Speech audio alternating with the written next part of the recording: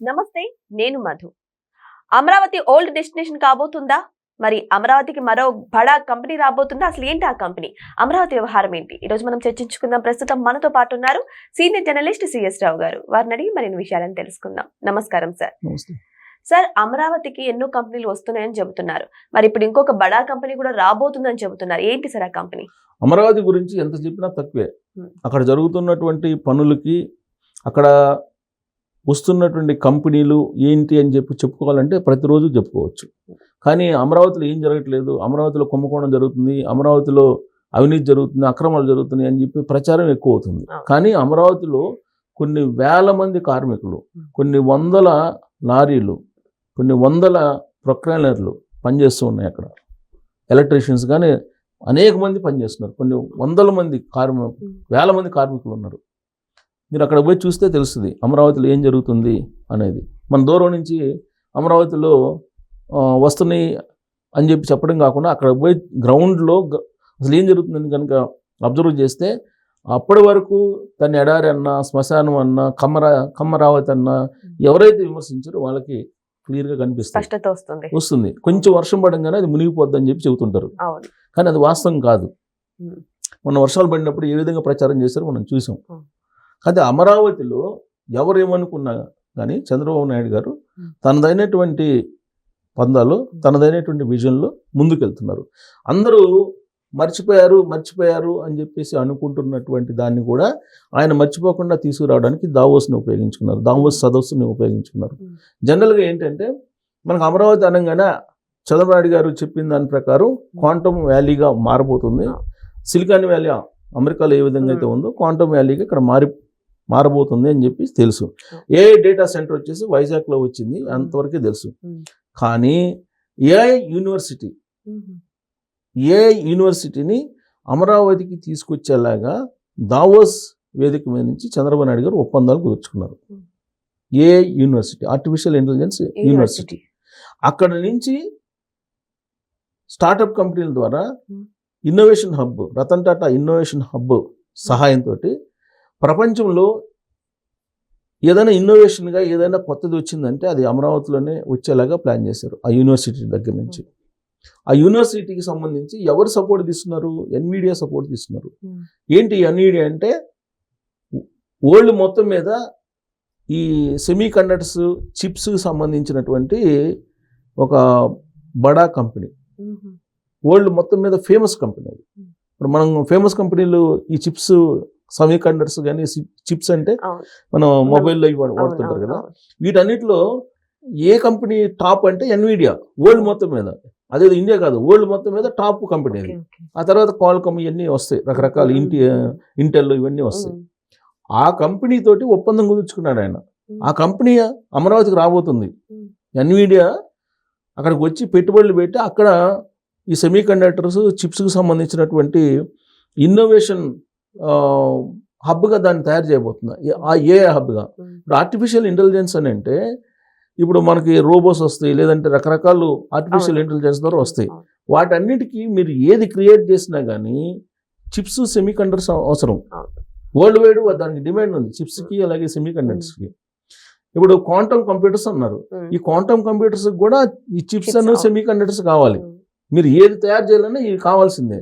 అందుకే వరల్డ్ మొత్తం మీద టాప్ కంపెనీ ఎన్విడియా ఏదైతే ఉందో, ఎన్విడియా ప్రతినిధులతోటి దావోస్లో మీట్ అయ్యారు. దావోస్లో మీట్ అయ్యి ఆయన ఒప్పందం కుదుర్చుకొని ఆర్టిఫిషియల్ ఇంటెలిజెన్స్ యూనివర్సిటీని అక్కడ పెట్టించేటువంటి కార్యక్రమానికి శ్రీకారం చుట్టారు.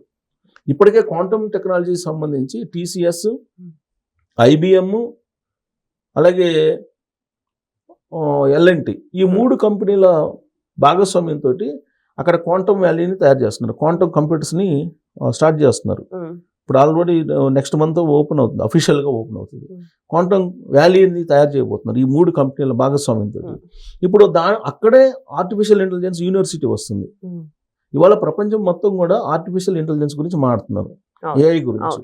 రాబోయే రోజుల్లో ఏఐ తెలియకుండా అసలు బతకలేని పరిస్థితి ఎవరైనా సరే.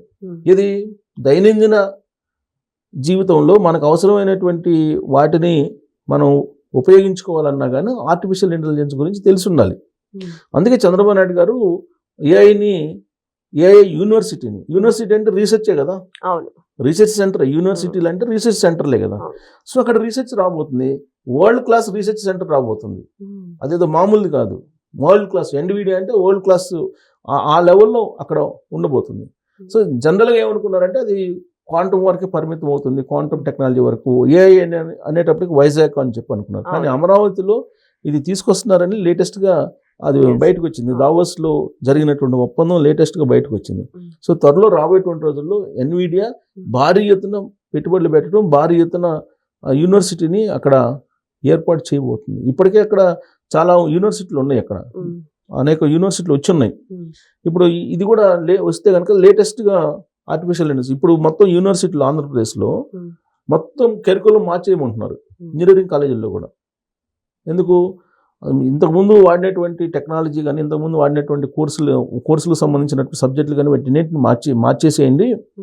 రాబోయే రోజుల్లో only artificial intelligence, data science, cyber security వీటికి మాత్రమే ఉంటుంది. సో మిగతా కోర్సులకి డిమాండ్ ఉండదు కాబట్టి వీటినే నేర్పించండి అని చెప్తున్నారు. ఇప్పుడే ఆల్రెడీ యూనివర్సిటీకి సంబంధించిన సిలబస్ను కూడా మార్పిచ్చేస్తున్నారు. ఇది ఎంతో ముందు చూపుంటేనే ఇదంతా కూడా పాసిబుల్ అవుతుంది, లేదంటే కాదు. ఇప్పుడు గతంలో హైదరాబాద్ని డెవలప్ చేశారు చంద్రబాబు నాయుడు గారు. అప్పుడు ఐటీ అన్నారు, ఇన్ఫర్మేషన్ టెక్నాలజీని బాగా డెవలప్ చేసేసారు. ఇంజనీరింగ్ కాలేజీలు పెట్టించారు. కానీ ఇంజనీరింగ్ కాలేజీలో చదివినట్టు ఇంజనీర్స్ బయటకు వచ్చే లోపలే అనేక మంది ఇక్కడ తెలుగేతర వాళ్ళు జాబ్స్ తీసుకున్నారు ఇక్కడ. ఆ తర్వాత తెలుగు వాళ్ళు వచ్చారు. ఈసారి అలా జరగకుండా కంపెనీలకు వర్క్ ఫోర్స్ ఎంత అవసరమో దాన్ని, ఆ ప్రొడక్షన్ని ఆంధ్రప్రదేశ్ నుంచే తయారు చేసేలాగా ప్లాన్ చేస్తున్నారు చంద్రబాబు నాయుడు గారు. అందుకే యూనివర్సిటీలు తీసుకొస్తున్నారు, కరికులం మార్చేస్తున్నారు. ఈవెన్ పాలిటెక్నిక్, ఐటీఐ చదివిన వాళ్ళకి కూడా వాళ్ళకి కావాల్సినటువంటి జాబ్స్ వాళ్ళకి ఇచ్చేలాగా స్కిల్ ఆడిట్ చేసేసి వాళ్ళు నైపుణ్యం అనేటువంటి యాప్ పెట్టి కౌశలం అనే దానితో అనుసంధానం చేసి మొత్తం జాబ్ మేళాలని క్రియేట్ చేస్తున్నారు, జాబ్ మేళాలను పెడుతున్నారు, జాబ్ మేళాలను పెట్టి జాబ్స్ ఇస్తున్నారు. సో అమరావతి రాబోయేటువంటి రోజుల్లో ఎలా ఉంటుంది అనేది నాకు వదిలిపెట్టేయండి అని చెప్పి చెప్తున్నారు చంద్రబాబు నాయుడు గారు. మీరు చేయాల్సిందంతా ఏంటంటే నాకు కోఆపరేట్ చేయండి. 2029లో కూడా మీరు ప్రభుత్వాన్ని దీన్నే ఎన్నుకోండి. అప్పుడు నేను 2047కి ఏ విధంగా ఆంధ్రప్రదేశ్ని తీసుకెళ్ళాలి, 2029లో ఆంధ్రప్రదేశ్ని ఏ స్థాయిలో పెట్టాలి, అభివృద్ధి చేయాలి, ఇవన్నీ నాకు వదిలిపెట్టేయండి. నేను చేస్తాను, వరల్డ్ లో నెంబర్ 1 చేస్తా ఆంధ్రప్రదేశ్ని అని ప్రామిస్ చేస్తున్నారు. కానీ దావోస్ వెళ్ళొచ్చాక బాబు గారు ఇన్ని పరిశ్రమలు, ఇన్ని యూనివర్సిటీ అవన్నీ తెస్తున్నారు కదా సార్, బానే ఉంది. కానీ ఇక్కడ ప్రజల క్వశ్చన్ ఏంటి అంటే, ఇప్పుడు అన్ని తెస్తున్నారు బానే ఉంది, రేపు పొద్దున పొరపాటున వైసీపీ గెలిచింది అనుకోండి, ఈ పరిశ్రమలన్నీ మళ్ళీ ఇక్కడ స్థాపించేకి అవుతుందా, లేకపోతే మధ్యలోనే ఆగిపోతాయా, లేదంటే క్రెడిట్ మొత్తం ఆయన అకౌంట్ లోకి వేసేసుకుంటారా? స్థాపించడం కాదు, తీసుకురావడం, మిగతా వెళ్ళిపోతారు. పరిశ్రమలో ఆయన ఖాతాలు వేసుకున్నా పర్లే, దానికి చంద్రబాబు నాయుడు గారు అభ్యంతరం పెట్టరు. ఆయన ఖాతాలు వేసుకున్నా పర్లే, వాటిని డిస్టర్బ్ చేయకుండా ఉంటే చాలు. 2019లో వచ్చిన తర్వాత డిస్టర్బ్ అయిపోయినాయి అనే కదా ఇప్పుడు. అందుకే చంద్రబాబు నాయుడు గారు అంటున్నారు, మీరు 2029 ఎన్నికల్లో మీరు ఆలోచించి ఓటేయకపోతే ఆంధ్రప్రదేశ్ అభివృద్ధి అనేది ఆగిపోతుంది. ఇక ఆగిపోవటం కాదు, ఇంకా ఎవరు చేయలేరు, అది మీ ఇష్టం అని చెప్పి ఇప్పటి నుంచి చెప్తున్నారు ఆయన. ఇప్పుడు దావోస్ వెళ్ళారు, దావోస్ వెళ్ళిన సందర్భంగా కూడా అక్కడ కొంతమంది ఇండస్ట్రీస్లు అడిగారు, ఆ న్యూస్ కూడా వచ్చింది, మళ్ళీ జగన్ వస్తే పరిస్థితి ఏంటి అని చెప్పేసి అడిగారు వాళ్ళు. సో ఇలాంటి ఇండస్ట్రీస్ నుంచి ఎదురవుతున్నాయి. కాకపోతే చంద్రబాబు నాయుడు గారు రారు, వచ్చే అవకాశం లేదు. పవన్ కళ్యాణ్ గారు మేమంతా కలిసి ఉన్నాము, మేము కూటమిగా ఉన్నాము, ఈ కూటమి ఉన్నంతకాలం సమస్య లేదు, ఛాన్సే లేదు. ఆంధ్రప్రదేశ్ ప్రజలు ఆలోచించారు, 2019 నుంచి 2024 వరకు చూశారు, కాబట్టి ఇంకొక ఛాన్స్ ఇవ్వరు, నమ్మండి అని చెప్పి ఇండస్ట్రీస్ని తీసుకొస్తున్నారు, పెట్టుబడులు పెట్టేస్తున్నారు. ఇప్పుడు ఆడ దావోస్ వెళ్ళిన సందర్భంగా చంద్రబాబు నాయుడు గారు, తర్వాత లోకేష్ గారు, వీళ్ళందరూ అక్కడ ఉండేటువంటి ఇండస్ట్రీస్ని కలిశారు. సింగపూర్ ప్రెసిడెంట్ కలిశారు, అనేక దేశాల నుంచి వచ్చినటువంటి వాళ్ళని కలిశారు. అది అందరికి తెలిసిందే, ఆ న్యూస్ కూడా వచ్చింది.